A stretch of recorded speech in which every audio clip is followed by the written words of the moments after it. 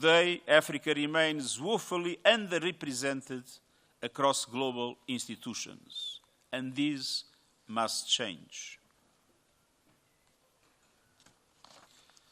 The Pact for the Future, adopted by Member States last year, called for a reform of global financial institutions. Many decisions are disproportionately in the hands of some of the members of G20 across the governance bodies of these institutions. Africa must have a fair seat in every forum where decisions are made, from the board of international financial institutions to permanent seats in the United Nations Security Council and to other global bodies. And the G20 can help repair this historic injustice and drive reforms that give developing countries, and Africa in particular, a real voice in shaping global policies and make global economic governance more inclusive, representative, equitable, and effective in the years ahead. I will also urge G20 members to live up to the commitments made in June in the Financing for Development Conference in Seville to unlock more finance for developing countries, to triple the lending power of multilateral development banks, to increase their role in leveraging more private finance, to ease debt burdens with new instruments to reduce borrowing costs and risks, and speed up support for countries facing debt distress, drawing on recommendations from my debt expert group. To help developing countries strengthen their capacity to mobilize domestic resources and to build trade bridges, not trade barriers. Too many developing countries, especially in Africa, find themselves at the bottom of value chains or locked out of trade opportunities. G20 members can lead the way by dismantling trade barriers and ensuring trade-free access to their markets for the poorest countries.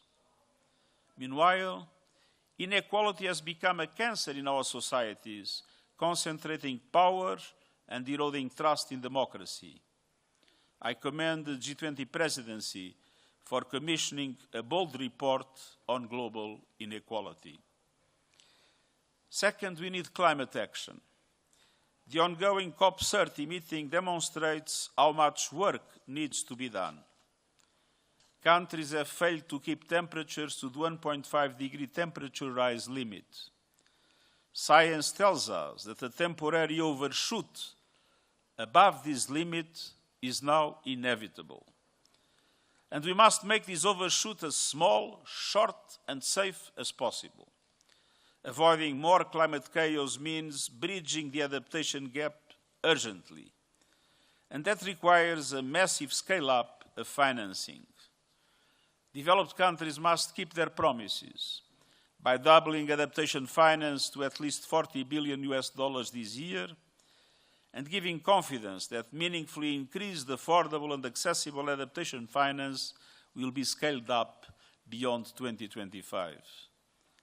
By mobilizing the $300 billion per year promised to developing countries by 2035, and by delivering on the Baku to Blame plan, mobilizing all relevant partners for the $1.3 trillion annually to be achieved in climate finance and in the same time framework for developing countries. Simultaneously, it's time to capitalize the Loss and Damage Fund, including exploring possibilities of innovative finance. And we also need to supercharge the just transition to renewable energy. Last year, 90% of new power capacity came from renewables. Global investment in clean energy reached $2 trillion, 800 billion more than fossil fuels. But only a negligible proportion went to Africa.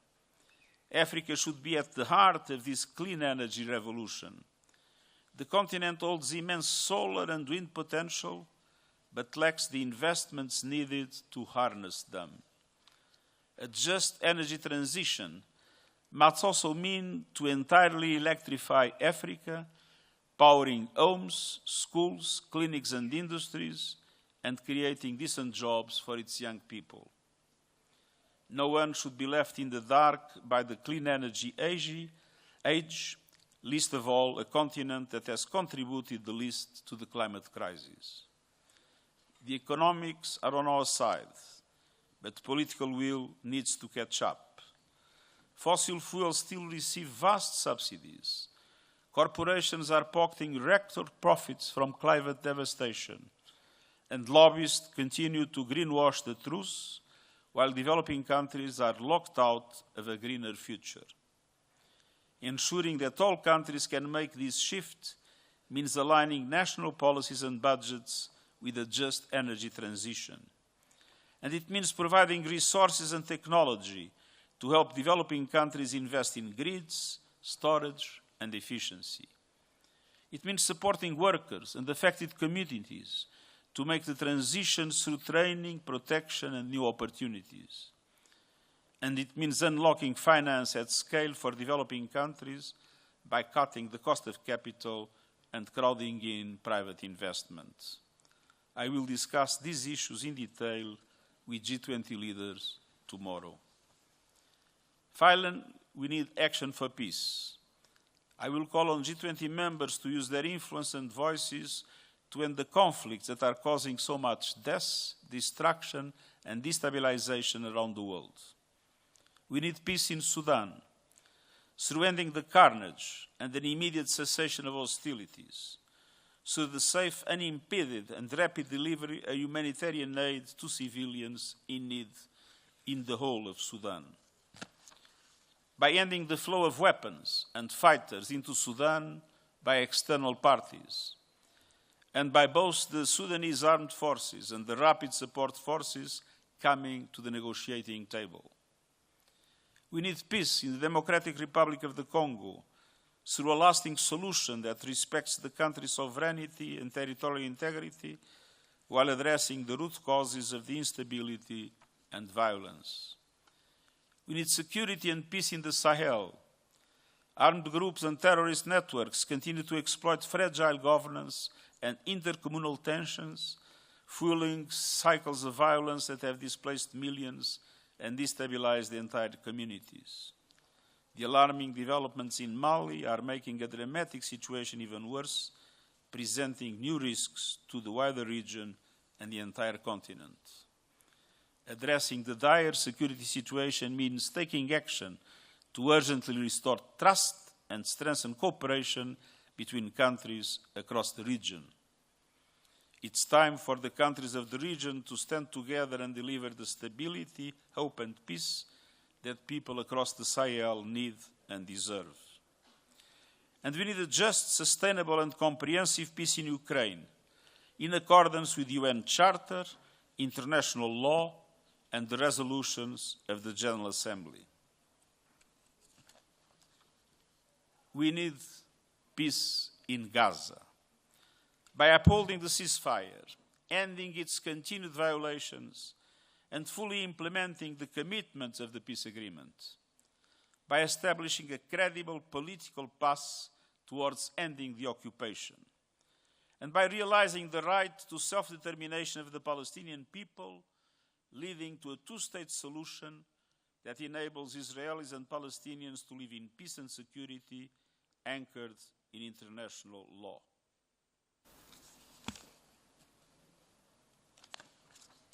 And everywhere, from Haiti to Yemen to Myanmar and beyond, we must choose peace anchored in international law.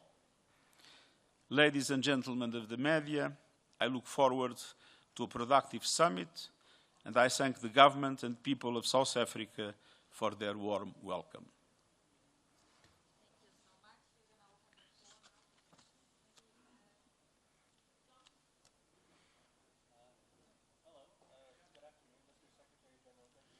Is it possible to give you a microphone?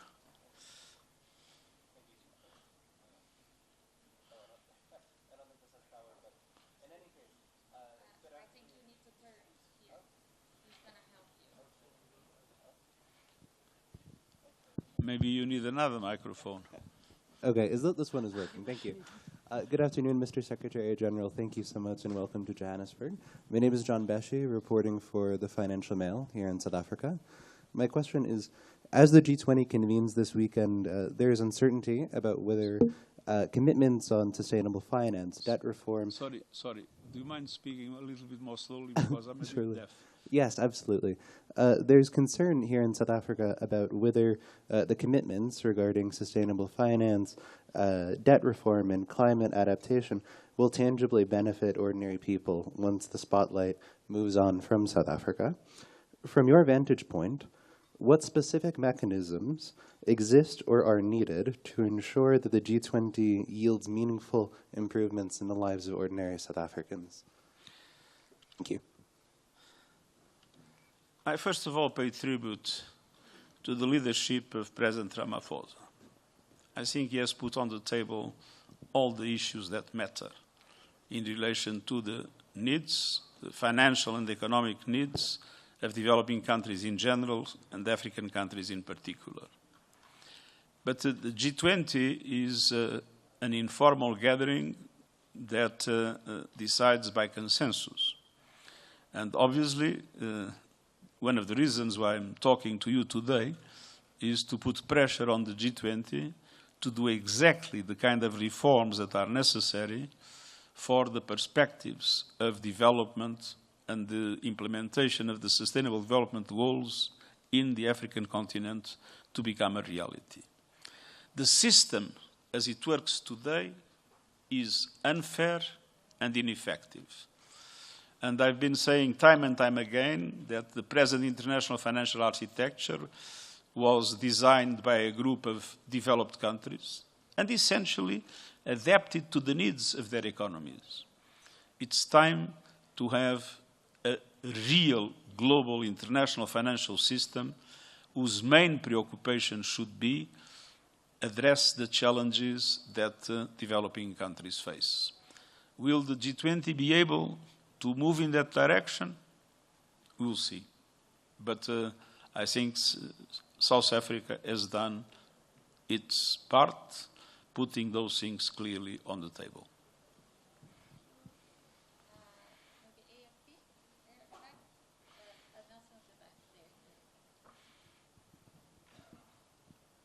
Thank you much, SG. You mentioned about, my name is Hilary Rinde from AFP. You mentioned, talked about sustainable and comprehensive peace plan in Ukraine. I just wanted to know what's your overall assessment of the 28 peace plan that has been brokered by the US. Do you have some of the issues that are promising in that peace plan, and do you have some that you think still need more discussion? Well, first of all, we don't know what the peace plan is. I just read on the papers that Russia has not yet received any peace plan. So we are talking about something that is in the press, but was never presented formally by the United States or by any other entity.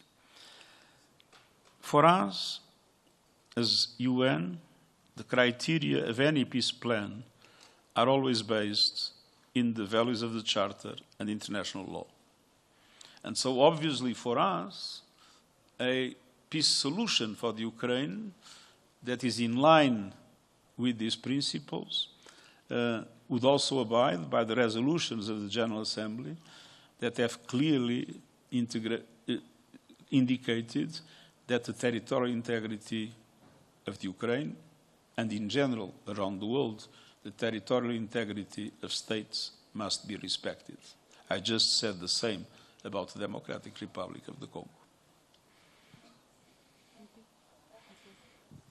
Olga Bataman, RT, and I would like to follow up on what you just mentioned. Thank you so much for highlighting that so many countries of Africa and of the Global South are severely underrepresented in key UN structures. So first of all, is your organization going to address this issue in the near future or in the long run? And for example, just recently, Nigeria protested that there was a UN event arranged by the United States where Nigeria was discussed, but Nigerian delegation was not even invited, and Nicki Minaj was speaking at that event. So how can it happen that issues concerning individual states can be discussed at UN forums or events without their participation. Thank you so much for your reply. Well, there might have been that event. It's the first time I hear about it. We had a very important summit in Nigeria on counterterrorism, so it's not our intention at all to make Nigeria not present in all our discussions. And for us, I believe, if you look at what is today the senior management of the UN, you will see that that senior management is quite balanced globally.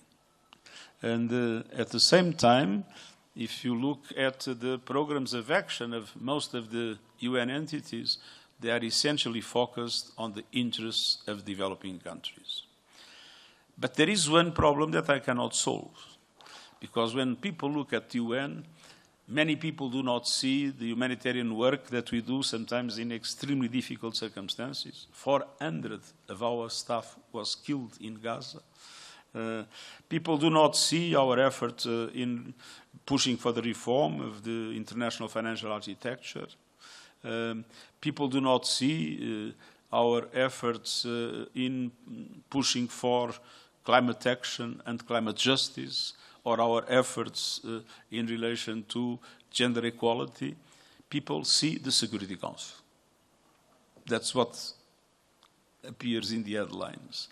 And obviously, the Security Council is something created long ago and represents a world that no longer exists. There are no permanent representatives from Africa or from Latin America. And there are 3 European permanent representatives, the UK, France, and Russia. People might argue, but Russia is essentially a European country. It has also an Asian part, but its center is in Europe. I mean, this is totally at odds with the reality of today's world. And so, one thing I can guarantee is that in the action of the Secretariat of the UN, we will be doing everything to correct inequalities and injustices and to guarantee effective representation to developing countries. But we have not the power to reform the Security Council or to reform the IMF or the World Bank. All this depends on the will of member states. And usually those that have power are quite reluctant in accepting a redistribution of that power.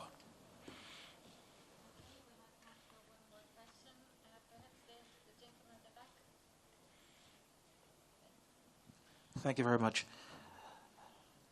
My name is Israel Ifiribo, New Central Television in Nigeria. My question is simple.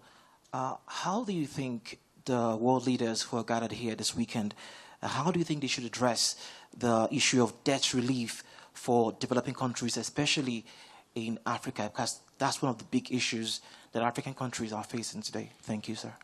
We have created an expert group on debt relief. They presented their recommendations. I just mentioned it in my intervention. I know that President Ramaphosa also has created a group on debt relief. And by the way, the chair of that group, Trevor Manuel, was also a member of our group. And what is interesting is the conclusions are very similar. It is clear that we have, first of all, to look into countries in distress and have an effective debt relief for those countries. And on the other hand, we must act in different ways through the markets, dealing with credit rating agencies and taking initiatives in this regard, and through the intervention of the multilateral development banks, we need to reduce the cost of capital. And we need to make sure that there is equity in the criteria when countries borrow. There are European countries with a debt that is much higher than the debt of many African countries, but they still get access to the market with very low interest rates. And there are African countries that have solid finance and good development perspectives that still only have access to credit at very high rates. So we need to organize things in order to create the conditions, and there are ways to do it through guarantees, through the involvement of multilateral development banks, with private finance being those that accept the first risk.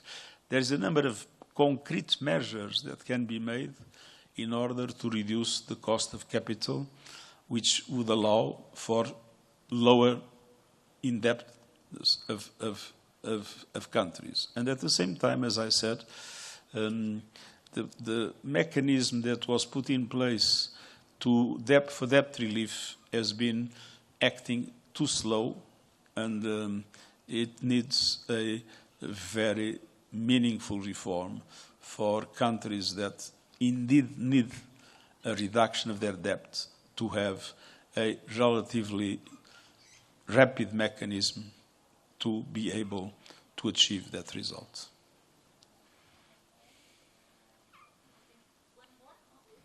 Okay. Thank you, Mr. Secretary General from Democratic Republic of Congo. My first question is about climate issue. So do you think that COP30 in Belém was a success, or still a success, or a failure, without some G20 members? I'm talking about climate in Brazil, Belém. Do you find that it's a success, or it's a failure, without some G20 members? And how can you convince some of these countries absent in Belém to the resolution of doubling the adaptation finance, as you said on your address before? The last question is, can you address the peace process issue to G20 leaders in Democratic Republic of Congo, knowing clearly that the humanitarian situation is going worse? Thank you. It's very clear that everywhere in the world, because temperatures are rising, and they will rise above 1.5, at least for some period, so-called overshooting is inevitable, that adaptation became a major priority. And one of the things I tried to fight in my presence in the COP was to achieve a guarantee that the adaptation funding will triple until 2030. And so this is one of the very important things that is being discussed in the COP. But it is also clear that it doesn't make sense to spend more and more money to correct the impacts of disasters and not to do everything possible to avoid the disasters. And to avoid the disasters means a drastic cut in the emissions. And so, with the same insistence in which I asked for tripling the funding for adaptation, I asked for a clear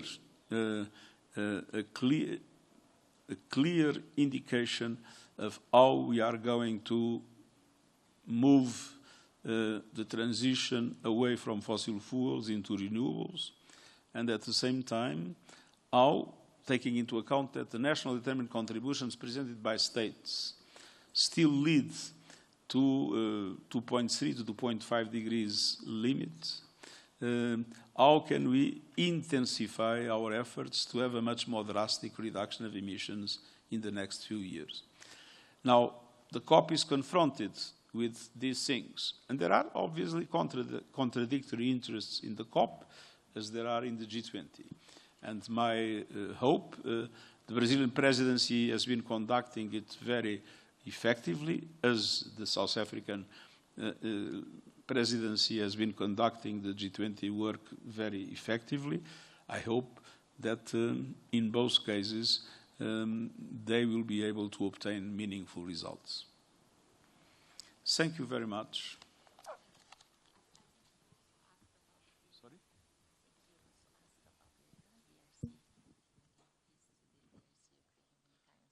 No, I thought it was a generic question, but on the DRC. On the DRC, the question is simple. We must have peace in the DRC. So there are negotiations taking place.